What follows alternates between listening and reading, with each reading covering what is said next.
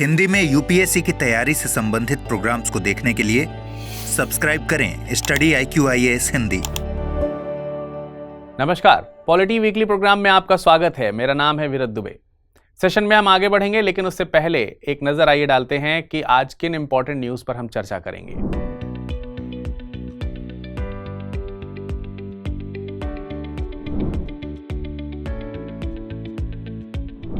5 नवंबर 2024 को supreme court ने उत्तर प्रदेश मदरसा शिक्षा बोर्ड अधिनियम 2004 की संवैधानिक वैधता को बरकरार रखा, सिवाय इसके प्रावधानों के जो बोर्ड को कामिल यानी स्नातक अध्ययन और फाजिल यानी स्नातकोत्तर अध्ययन जैसी उच्च डिग्री प्रदान करने की अनुमति देते हैं।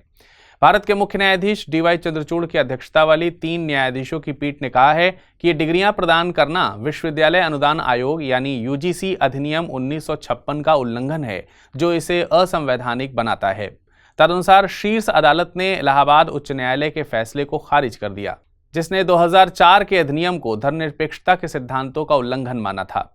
इस संदर्भ में इलाहाबाद हाईकोर्ट का क्या मानना था या सुप्रीम कोर्ट ने इस पर क्या फैसला दिया है, उसे जानने से पहले संक्षेप में एक नज़र डालते हैं कि मदरसे कैसे संचालित होते हैं, मदरसे से संबंधित मामला क्या था, उत्तर प्रदेश मदरसा शिक्षा अधिनियम 2004 क्या है, उच्च न्यायालय ने इस कानून को क्यों रद्द कर दिया, और फिर विस्तार से समझेंगे कि सुप्रीम कोर्ट ने अंततः इस पर क्या निर्णय दिया है। सबसे पहले समझते हैं कि आखिर मदरसे कैसे संचालित होते हैं। तो सबसे पहले तो यह समझिए कि अरबी शब्द मदरसा का अर्थ है शैक्षणिक संस्थान। मदरसा प्रणाली दिल्ली सल्तनत के समय से ही अस्तित्व में है, जिसे खिलजी और तुगलक वंश से संरक्षण प्राप्त होता रहा है।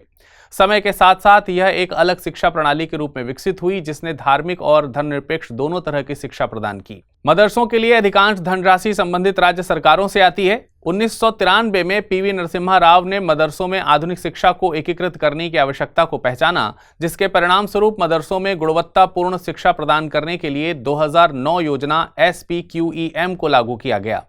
3 फरवरी 2020 को संसद में केंद्र सरकार द्वारा प्रस्तुत आंकड़ों के अनुसार भारत में कुल 24,010 मदरसे हैं, जिनमें से लगभग 60% यानी लगभग 14,400 उत्तर प्रदेश में स्थित हैं।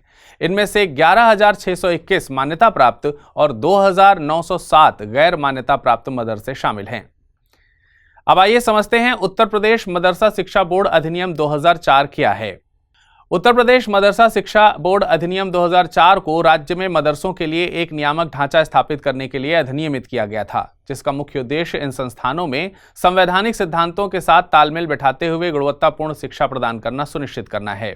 इसके अंतर्गत अधिनियम ने उत्तर प्रदेश मदरसा शिक्षा बोर्ड की स्थापना की, जो पाठ्यक्रम निर्धारित करने, परीक्षा आयोजित करने और पंजीकृत मदरसों में छात्रों को प्रमाणित करने के लिए जिम्मेदार है।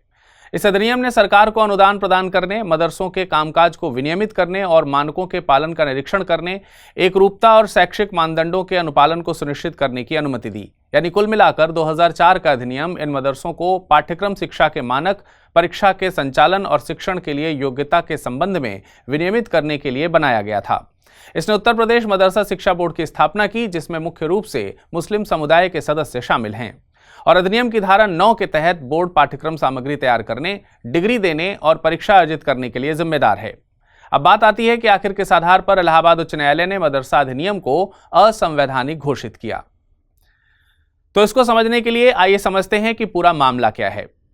मामला शुरू होता है 23 अक्टूबर 2019 से, जब इलाहाबाद उच्च न्यायालय की एकल पीठ ने मोहम्मद जावेद द्वारा दायर याचिका पर सुनवाई करते हुए 2004 के अधिनियम की वैधता पर संदेह व्यक्त किया। वे मदरसों में अंशकालिक सहायक शिक्षक के रूप में नियुक्त शिक्षकों को नियमित शिक्षकों के बराबर वेतन दिए जाने और मदरसों में नियुक्तियों को राज्य सरकार, मदरसा शिक्षा परिषद और जिला अल्पसंख्यक कल्याण अधिकारी द्वारा विनियमित किए जाने की मांग कर रहे थे। इस बीच वकील अंशुमान सिंह राठौर ने उच्च न्यायालय में एक याचिका दायर की, जिसमें 2004 के अधिनियम की वैधता को इस आधार पर चुनौती दी गई कि यह धर्मनिरपेक्षता के साथ साथ संविधान के अनुच्छेद 14 यानी कानून के समक्ष समानता, अनुच्छेद 15 जो भेदभाव को रोकता है, अनुच्छेद 21A शिक्षा के अधिकार का उल्लंघन करता है। इन सब मामलों को देखते हुए हाईकोर्ट की बड़ी पीठ को मामला सौंपा गया, जिसने निर्णय के लिए कानून के प्रश्न को इस प्रकार तैयार किया। क्या मदरसा अधिनियम के प्रावधान धर्मनिरपेक्षता की कसौटी पर खरे उतरते हैं, जो भारत के संविधान के मूल ढांचे का हिस्सा हैं? ऐसे सभी दलीलों पर संयुक्त रूप से विवादित फैसला सुनाया गया।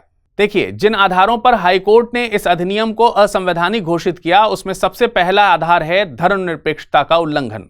उच्च न्यायालय ने कहा है कि अधिनियम धर्मनिरपेक्षता के सिद्धांत का उल्लंघन करता है, जो भारतीय संविधान का एक मूलभूत पहलू है।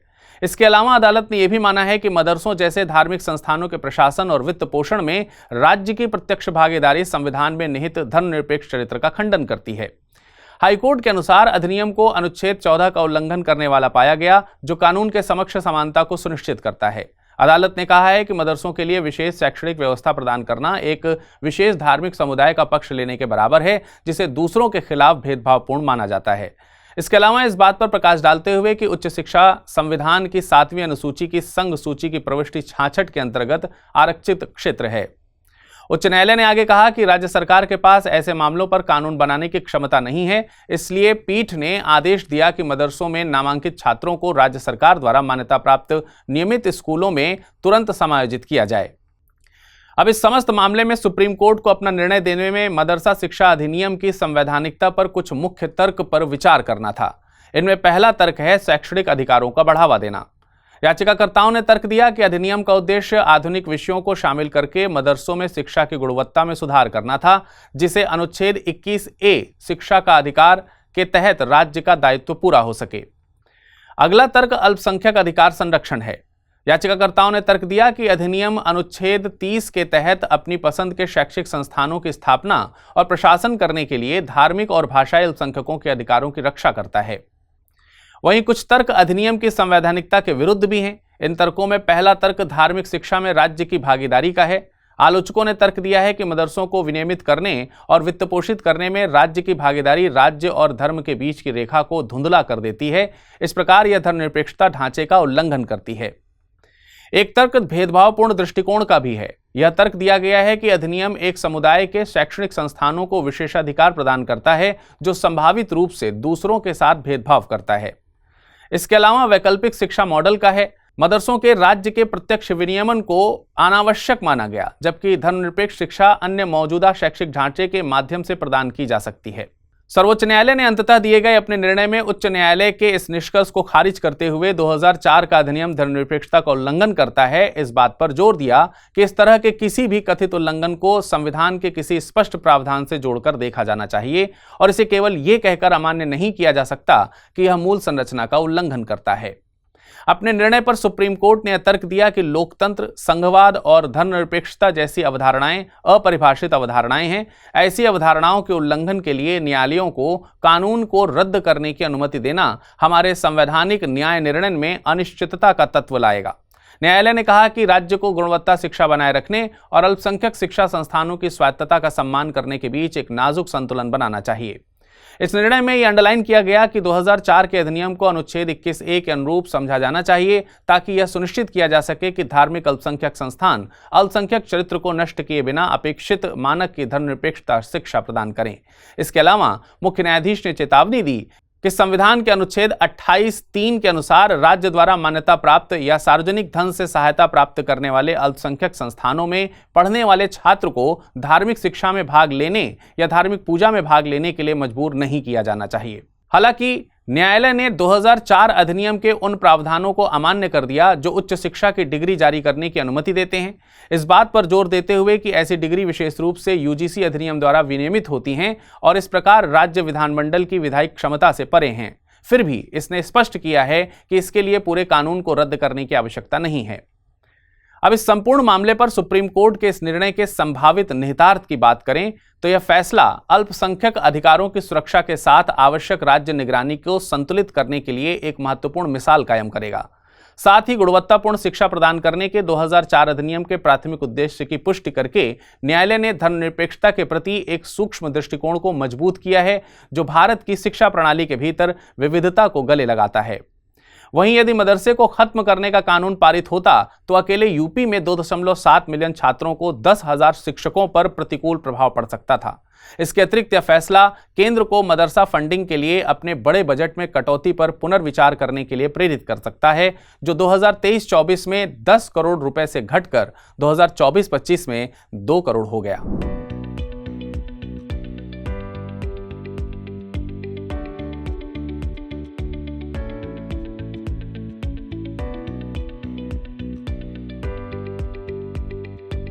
Society for enlightenment and voluntary action सहित गैर सरकारी संगठनों द्वारा दायर याचिकाओं पर सुनवाई करते हुए मुख्य न्यायाधीश डीवाई चंद्रचूड़ की अध्यक्षता वाली 3 जजों वाली बेंच ने माना कि बाल विवाह निषेध अधिनियम के तहत सजा से बचने के लिए एक क्लेवर प्लोय के रूप में इस्तेमाल की जाने वाली बाल सगाई पसंद के जीवन साथी चुनने के अधिकार के साथ साथ बचपन जीने के बुनियादी अधिकारों का उल्लंघन है। इस संबंध में पीठ ने कहा है कि बाल विवाह विरोधी कानून बाल विवाह के बारे में अस्पष्ट है, इसलिए न्यायालय ने संसद से बाल विवाह को गैर कानूनी घोषित करने और जिस बच्चे की शादी तय हो गई है उसे किशोर न्याय अधिनियम यानी जुवेनाइल जस्टिस एक्ट के तहत देखभाल और संरक्षण की जरूरत वाले नाबालिग के रूप में घोषित करने का आग्रह किया। इसके अलावा सर्वोच्च न्यायालय ने यह भी कहा है कि भारत में बाल विवाह की सदियों पुरानी परंपरा यौन अपराधों से बच्चों के संरक्षण अधिनियम पोक्सो जैसे आधुनिक कानूनों के लिए खतरा बनी रही है। कोर्ट ने कहा कि पोक्सो अधिनियम का उद्देश्य बच्चों को यौन उत्पीड़न से बचाना है, जबकि बाल विवाह किसी भी अन्य तरीके की तुलना में सीधे तौर पर बाल वधुओं के रूप में बच्चियों के यौन शोषण के लिए जिम्मेदार है। पीठ ने एक अंतर्राष्ट्रीय समझौते का संदर्भ लेते हुए कहा है कि भारत अभी भी नाबालिगों की सगाई के प्रति जागरूक नहीं हुआ है, जबकि convention on elimination of all forms of discrimination against women यानी CEDAW में 1977 में ही इस समस्या का उल्लेख किया गया था। न्यायालय ने संभवतः पहली बार इस ओर ध्यान आकर्षित किया और अपने फैसले में यह भी कहा है कि बाल विवाह में लड़के भी लड़कियों के बराबर पीड़ित होते हैं। CGI ने कहा है कि हमें उन पुरुषों के कोमल मन का भी ध्यान रखना चाहिए जिन्हें बचपन में ही विवाह के लिए मजबूर किया जाता है। आखिरकार बचपन का अधिकार सभी लिंगों का है। लड़की से अपेक्षा की जाती है कि वह विवाह के बाद बच्चे पैदा करे और अपनी प्रजनन क्षमता साबित करे। मुख्य न्यायाधीश ने कहा कि इस तरह की कुप्रथाओं द्वारा किसी व्यक्ति के कामुकता के अधिकार को सिस्टमेटिकली डिसमेंटल कर दिया गया है।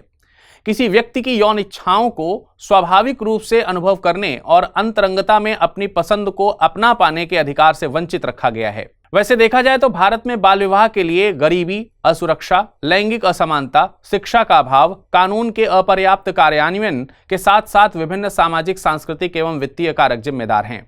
परंतु इस जघन्य कुप्रथा के कारण कई कुप्रभाव भी देखने को मिलते हैं, जैसे विवाहिता को प्रारंभिक गर्भावस्था से गुजरना पड़ता है, जिससे शिशु मृत्यु दर एवं मातृ मृत्यु दर में वृद्धि और उच्च प्रजनन आयु वर्ग में गिरावट देखने को मिलती है। प्रारंभिक गर्भावस्था से जन्मे बच्चे में बौनेपन एवं बच्चे के कम वजन के जन्म होने की संभावना रहती है। विवाहित जोड़े के बचपन पर तो प्रभाव पड़ता ही है, साथ ही नवजात के समग्र बचपन पर भी प्रभाव पड़ता है। साथ ही बाल विवाह लोअर एम्पावरमेंट, लो सोशल स्टेटस का कारण भी बनता है। सुप्रीम कोर्ट ने इन दुष्परिणामों से बचने और बाल विवाह के इन कारकों को समाप्त करने के लिए सरकार को विभिन्न दिशा निर्देश जारी किए हैं, जैसे स्कूलों में बच्चों के लिए आयु उपयुक्त और सांस्कृतिक रूप से संवेदनशील यौन शिक्षा शामिल होना चाहिए। न्यायालय ने स्थानीय और सामुदायिक नेताओं को खुले में शौच मुक्त गांव अभियान की तरह बाल विवाह मुक्त गांव अभियान चलाने का सुझाव दिया। फैसले में गृह मंत्रालय को बाल विवाह की ऑनलाइन रिपोर्टिंग के लिए एक निर्दिष्ट पोर्टल स्थापित करने, महिला एवं बाल विकास मंत्रालय को बाल विवाह न करने वाली लड़कियों के लिए मुआवजा योजना शुरू करने तथा बाल विवाह को रोकने और प्रभावित व्यक्तियों की सहायता के लिए एक वार्षिक बजट बनाने की सिफारिश की है। अंत में यदि अगर हम बाल विवाह के कारण हनन होने वाले कुछ मौलिक एवं अन्य अधिकारों की बात करें तो इससे अनुच्छेद 21 के तहत बचपन का अधिकार का हनन होता है, जो बच्चों को उनके बचपन और अपने जीवन के संबंध में स्वायत्त निर्णय लेने के अधिकार को वंचित करता है। अनुच्छेद 21 के तहत ही स्वास्थ्य के अधिकार का भी हनन होता है, क्योंकि बाल वधुओं को प्रारंभिक गर्भावस्था और प्रसव के कारण स्वास्थ्य संबंधी गंभीर खतरों का सामना करना पड़ता है, जिससे उनका शरीर और मानसिक स्वास्थ्य प्रभावित होते हैं। अनुच्छेद 21A शिक्षा के मौलिक अधिकार का हनन भी होता है। अक्सर लड़कियों के लिए शिक्षा के अवसर समाप्त हो जाते हैं, जिससे उनका विकास और स्वतंत्रता बाधित होती है। और एक और अधिकार जो युवा वधु से छिन जाता है वो है प्रजनन संबंधी विकल्प का अधिकार, जिससे उनकी शारीरिक स्वायत्तता का उल्लंघन होता है। अब आइए एक नजर डालते हैं कि आखिर ये prevention of child marriage act यानी PCMA ऑफ 2006 क्या है। बाल विवाह प्रतिषेध अधिनियम prohibition of child marriage act 2006 Bharat सरकार का एक अधिनियम है, जिसे समाज में बाल विवाह को रोकने हेतु लागू किया गया है। इस अधिनियम के अंतर्गत 21 वर्ष से कम आयु के पुरुष या 18 वर्ष से कम आयु की महिला के विवाह को बाल विवाह की श्रेणी में रखा जाएगा। इस तरह के बाल विवाह को दंडनीय अपराध माना गया है। साथ ही बाल विवाह करने वाले वयस्क पुरुष या बाल विवाह को संपन्न कराने वालों को इस अधिनियम के तहत 2 वर्ष के कठोर कारावास या 1 लाख रुपए का जुर्माना या दोनों सजा से दंडित किया जा सकता है, किंतु किसी महिला को कारावास से दंडित नहीं किया जाएगा। जबकि अवयस्क बालक के विवाह को अमान्य करने का भी प्रावधान है। गौरतलब है कि इस अधिनियम के अंतर्गत किए गए अपराध संज्ञेय और गैर जमानती होंगे। अब आइए अंत में बात करते हैं भारत में बाल विवाह समाप्त करने के लिए कुछ सरकारी नीतियों की। देखिए, कानूनी ढांचे के रूप में बाल विवाह निषेध अधिनियम 2006 यानी पीसीएमए पहले से ही मौजूद है, किंतु इस कानून को और अधिक मजबूत बनाने की आवश्यकता है। जैसे कि अभी तक बाल सगाई को इस अधिनियम के तहत अपराध घोषित नहीं किया गया है। बाल विवाह निषेध अधिकारी सीपीएमओ अधिनियम की धारा 16 राज्य सरकारों को बाल विवाह रोकने, अभियोजन के लिए साक्ष्य एकत्र करने और बाल विवाह के हानिकारक प्रभावों के बारे में जागरूकता बढ़ाने के लिए सीपीएमओ नियुक्त करने का अधिकार देती है। इसके अलावा क्योंकि पुलिस और सार्वजनिक व्यवस्था राज्य के विषय हैं, इसलिए बाल विवाह के खिलाफ कानून लागू करने और सार्वजनिक व्यवस्था बनाने की जिम्मेदारी राज्य सरकारों की है। वे पीसीएमए के तहत जांच और अभियोजन का काम संभालते हैं। साथ ही स्थानीय पहल के रूप में राज्यों को बाल विवाह से संबंधित विशिष्ट संदर्भों और चुनौतियों के अनुरूप स्थानीय कार्यक्रमों और रणनीतियों को लागू करने का अधिकार है। जैसे बेटी बचाओ बेटी पढ़ाओ योजना। यह पहल लैंगिक समानता पर केंद्रित है और इसमें बाल विवाह को रोकने के महत्व के बारे में जागरूकता बढ़ाने के उपाय शामिल हैं।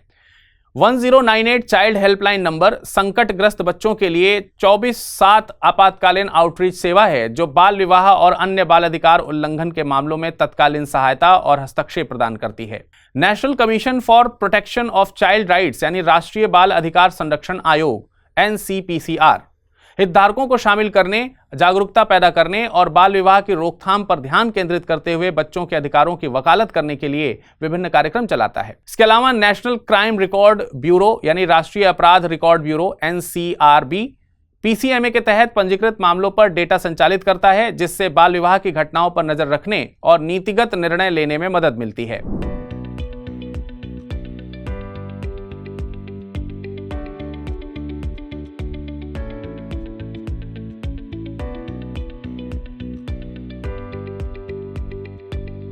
सर्वोच्च न्यायालय ने फैसला सुनाया है कि आधार कार्ड को आयु के प्रमाण पत्र के रूप में स्वीकार नहीं किया जा सकता है, क्योंकि स्कूल लिविंग सर्टिफिकेट जैसे अन्य आधिकारिक दस्तावेज इस उद्देश्य के लिए अधिक उपयुक्त हैं। दरअसल सुप्रीम कोर्ट के जस्टिस संजय करोल और उज्जवल भुयान की पीठ द्वारा मोटरसाइकिल दुर्घटना में मारे गए एक व्यक्ति के परिवार को दिए जाने वाले मुआवजे का निर्धारण पर फैसला लेना था। अप्रैल 2015 में हरियाणा के रोहतक में मोटर दुर्घटना के बाद किए गए दावे में न्यायाधिकरण ने बीमा कंपनी को 19,35,400 रुपए का मुआवजा देने का निर्देश दिया। मोटर वाहन अधिनियम 1988 यानी MVA 1988 के तहत मृत्यु के मामले में मुआवजा कुछ कारकों द्वारा निर्धारित किया जाता है, जिसमें मृतक की आय और आयु, साथ ही आश्रितों की संख्या शामिल है। आयु का इस्तेमाल गुणक निर्धारित करने के लिए किया जाता है। बीमा कंपनी के अपील पर पंजाब और हरियाणा उच्च न्यायालय ने मुआवजा घटाकर 9,22,336 रुपए कर दिया। ये देखते हुए कि मृतक की मृत्यु के समय उसके आधार कार्ड के अनुसार उसकी आयु 47 वर्ष थी। इस पर पीड़ित के परिवार ने सर्वोच्च न्यायालय में अपील की, जिसमें तर्क दिया गया कि उसके स्कूल छोड़ने के प्रमाण पत्र के अनुसार दुर्घटना के समय उसकी आयु वास्तव में 45 वर्ष थी। इसी अपील पर दिए गए निर्णय में सुप्रीम कोर्ट ने यह बात दोहराई कि आधार मुख्य रूप से पहचान सत्यापन के लिए है, न कि उम्र या जन्मतिथि सत्यापित करने के लिए दस्तावेज के रूप में। इससे पहले 2018 में भी सुप्रीम कोर्ट ने अपने फैसले में कहा था कि आधार को उम्र या निवास के प्रमाण पत्र के बजाय पहचान के प्रमाण पत्र के रूप में परिभाषित किया जाता है। किशोर न्याय अधिनियम और पिछले HC यानी हाईकोर्ट के फैसलों का हवाला देते हुए सुप्रीम कोर्ट ने इस बात पर जोर दिया कि वैधानिक प्रावधानों और स्थापित कानूनी नजीरों को उम्र के निर्धारण में उपयोग किया जाना चाहिए। यह स्थिरता सुनिश्चित करती है कि आधार जैसे दस्तावेजों का उपयोग करके कानूनी प्रतिक्रियाएं कमजोर ना हो, जिनमें जन्म तिथि के लिए कड़े सत्यापन का अभाव है। यह फैसला UIDAI को अपने सर्कुलर का पालन करता है, जिसमें कहा गया है कि आधार का उद्देश्य जन्म तिथि के प्रमाण के रूप में काम करना नहीं है। इससे आधार कार्ड के दायरे और उपयोग के पोटेंशियल मिसयूज या फिर मिस इंटरप्रिटेशन को रिड्यूस किया जा सकता है। अब आइए समझते हैं कि निर्णय उन व्यक्तियों और एजेंसी को कैसे प्रभावित करेगा जो पहचान सत्यापन के लिए आधार का उपयोग करते हैं। पहचान सत्यापन प्रथाओं पर प्रभाव। हालांकि आधार पहचान सत्यापन के लिए एक वैध दस्तावेज बना हुआ है, जो ऐसे में संगठनों और संस्थानों को आयु संबंधी सत्यापन के लिए स्वीकार किए जाने वाले सहायक दस्तावेजों का पुनर्मूल्यांकन करने की आवश्यकता होगी। उदाहरण के लिए बैंकों, बीमा कंपनियों और सरकारी एजेंसियों को जन्मतिथि एक महत्वपूर्ण कारक होने पर प्रमाणन के तौर पर आधार कार्ड से अतिरिक्त दस्तावेजों का अनुरोध करने की आवश्यकता हो सकती है। सरकारी योजनाओं में नीतियों की समीक्षा। सरकारी योजनाओं को लागू करने वाली एजेंसियों को इस निर्णय का अनुपालन करने के लिए अपनी प्रक्रियाओं को संशोधित करने की आवश्यकता हो सकती है। वो यह सुनिश्चित करते हुए कि आयु संबंधी पात्रता को सत्यापित करने के लिए वैकल्पिक दस्तावेजों का अनुरोध किया जाता है। कानूनी और मुआवजे के मामलों पर प्रभाव। ऐसे मामलों में जहां लाभ की गणना में आयु एक कारक है, कानूनी संस्थानों को आधार के बजाय जन्म प्रमाण पत्र या स्कूल रिकॉर्ड जैसे अधिक विश्वसनीय दस्तावेजों पर भरोसा करना चाहिए। इस निर्णय के बाद जन्मतिथि की पुष्टि के लिए वैकल्पिक दस्तावेजों के रूप में school leaving certificate, matriculation certificate आयु की पुष्टि के लिए सबसे विश्वसनीय दस्तावेज माना जाता है, का उपयोग किया जा सकता है। इसके अलावा बर्थ सर्टिफिकेट, जो जन्म के समय एक सरकारी प्राधिकरण द्वारा जारी किया जाता है, पासपोर्ट, जो एक आधिकारिक सरकारी दस्तावेज के रूप में सख्त सत्यापन से गुजरता है, ड्राइवर्स लाइसेंस या वोटर आईडी, जहां जन्म तिथि स्पष्ट रूप से दर्ज की गई है, आयु सत्यापन के लिए सहायक साक्ष्य के रूप में उपयोग किए जा सकते हैं। इस प्रकार उपर्युक्त मामले और उससे संबंधित सुप्रीम कोर्ट के इस हालिया फैसले को ध्यान में रखते हुए सरकारी एजेंसियों, वित्तीय संस्थानों और सेवा प्रदाताओं को चाहिए कि वे स्पष्ट रूप से रेखांकित करें कि आयु सत्यापन के लिए कौन से दस्तावेज स्वीकार किए जाते हैं। साथ ही लोगों को जागरूक करें कि जन्म प्रमाण पत्र और स्कूल प्रमाण पत्र जैसे विश्वसनीय रिकॉर्ड को प्राथमिकता दी जानी चाहिए, ताकि स्थिरता और अनुपालन सुनिश्चित हो सके। इसके अलावा सरकार को नागरिकों को आयु प्रमाण पत्र के रूप में आधार की सीमाओं के बारे में शिक्षित करने के लिए अभियान शुरू करना चाहिए और आयु से संबंधित मामलों के लिए उपयुक्त दस्तावेजों के उपयोग को प्रोत्साहित करना चाहिए, ताकि भ्रम और संभावित कानूनी विवादों को कम किया जा सके।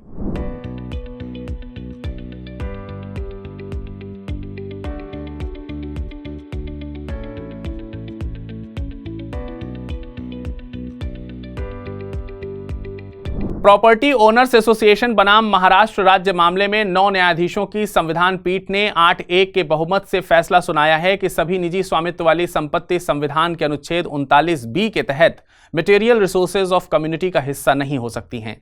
इस निर्णय के माध्यम से सुप्रीम कोर्ट ने 1977 में की गई अपनी पिछली ही व्याख्या को पलट दिया है।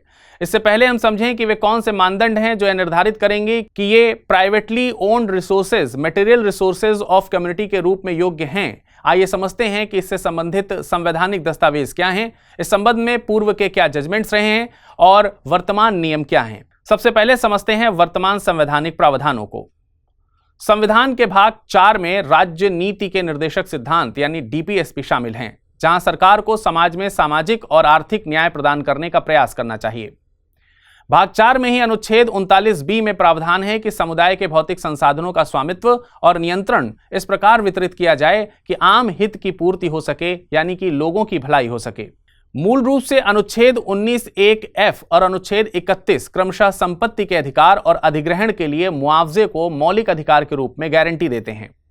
अनुच्छेद 31C, जिसे 1971 में 25वें संशोधन के माध्यम से जोड़ा गया था, ने एक अपवाद प्रदान किया कि अनुच्छेद 39B और C के सिद्धांतों को पूरा करने के लिए बनाए गए कानून इस आधार पर शून्य नहीं होंगे कि यह संपत्ति के अधिकार सहित मौलिक अधिकारों का उल्लंघन करते हैं। केशवानंद भारती मामला 1973 में सुप्रीम कोर्ट की 13 न्यायाधीशों की पीठ ने अनुच्छेद 31C की वैधता को बरकरार रखा, लेकिन इसे न्यायिक समीक्षा के अधीन कर दिया। 1978 में संपत्ति के अधिकार को मौलिक अधिकारों से हटा दिया गया और अनुच्छेद 300A के तहत इसे संवैधानिक अधिकार बना दिया गया।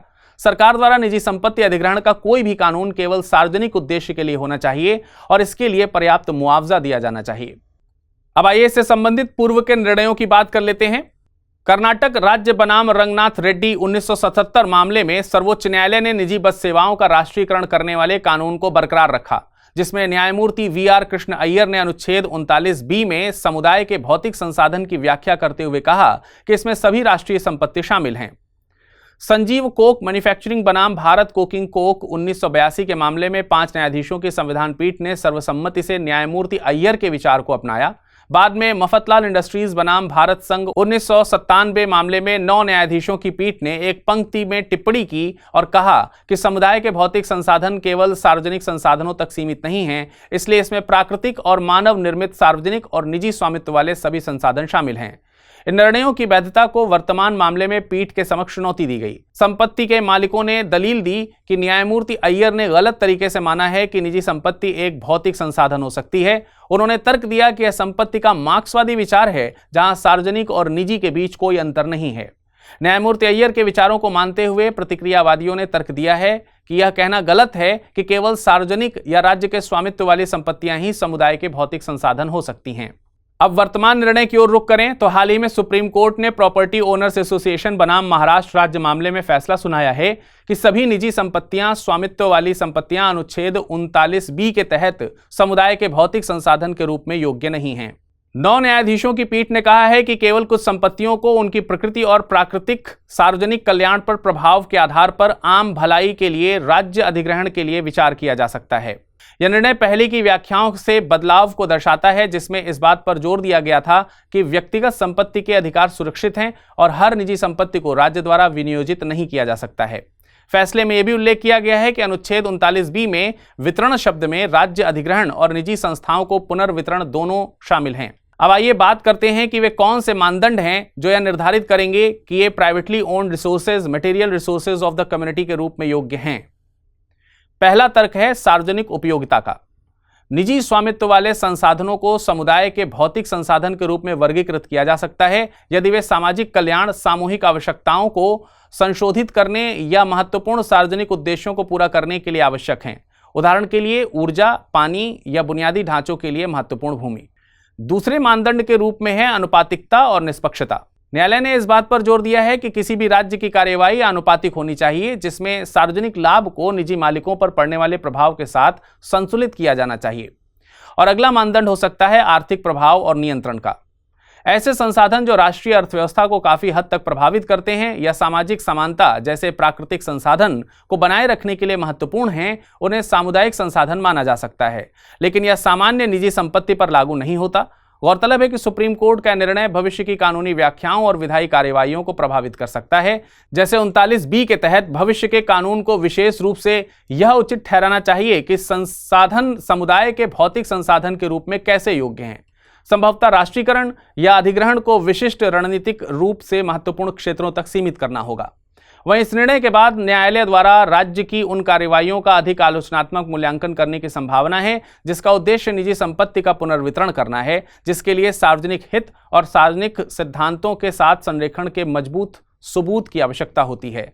इसके अलावा 39B और संबंधित प्रावधानों को लागू करने वाले कानूनों की समीक्षा करने की आवश्यकता हो सकती है ताकि यह सुनिश्चित किया जा सके कि वे इस व्याख्या का अनुपालन करते हैं, जिससे सार्वजनिक कल्याण नीतियों का अधिक सूक्ष्म अनुप्रयोग हो सके।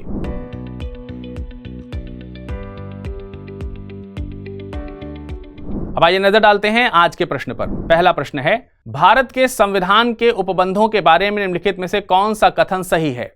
अल्पसंख्यक वर्ग अपनी रुचि की शिक्षा संस्थाओं की स्थापना और प्रशासन संचालन कर सकते हैं। अनुच्छेद 30 के अधीन कई भाषाई, नृजातीय और धार्मिक अल्पसंख्यकों का उल्लेख किया गया है।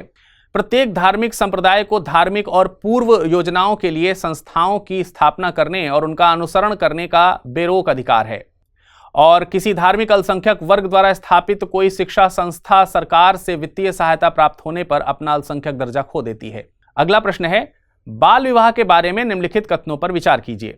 बाल विवाह निरोधक अधिनियम 1929 ने लड़कियों के विवाह की आयु 14 वर्ष निर्धारित की। बाल विवाह निषेध अधिनियम 2006 ने लड़कियों के लिए विवाह की आयु बढ़ाकर 18 वर्ष कर दी। 2011 की जनगणना में पाया गया कि 18% महिलाओं की शादी 18 वर्ष की आयु से पहले हो गई थी। सही कथनों का चुनाव करें। विकल्प 1, 1 और 2, विकल्प 2, 2 और 3, विकल्प 3, 1 और 3, विकल्प 4, 1, 2 और 3। अगला प्रश्न है, निम्नलिखित कथनों पर विचार कीजिए। आधार कार्ड का प्रयोग नागरिकता या अधिवास के प्रमाण के रूप में किया जा सकता है। एक बार जारी करने के पश्चात इसे निर्गत करने वाला प्राधिकरण आधार संख्या को निष्क्रिय या लुप्त नहीं कर सकता।